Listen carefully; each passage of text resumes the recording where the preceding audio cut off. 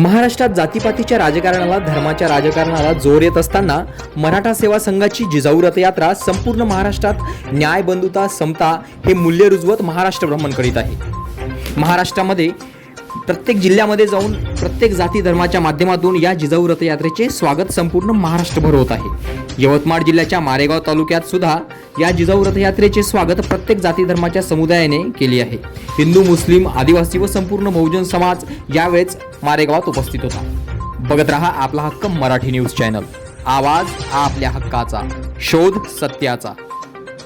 Jijau brigade मार्फत मराठा जोडो एक जिजाऊ रथयात्रा या ठिकाणी निघालेली आहे आणि जिजाऊ रथयात्रा हे पूर्ण महाराष्ट्र भ्रमण करणार आहे। या रथयात्रेचा उद्देश म्हणजे हा जातीपाती जो समाज विभागलेला आहे आणि आज जी व्यवस्था आहे ती समाजात एक प्रकारचे दरी निर्माण करत आहे। ते दरी दूर कशी होईल आणि समाज एकोपाने कसा नांदेल, हिंदू, मुस्लिम, शीख, ईसाई हा सर्व समाज हा एकत्रित गुण्यागोविंदाने महाराष्ट्रात राबला पाहिजे, नांदला पाहिजे। यासाठी या मानवतेचा संदेश घेऊन ही जिजाऊ रथयात्रा या ठिकाणी निघालेली आहे। आज 10 तारखेला जिजाऊ यात्रेचं मारेगावात आगमन झालेलं आहे। मोठ्या प्रमाणात उत्स्फूर्तपणे सर्व जातीय समाज या ठिकाणी जिजाऊ रथयात्रेचं स्वागत करण्यासाठी या ठिकाणी आलेला आहे।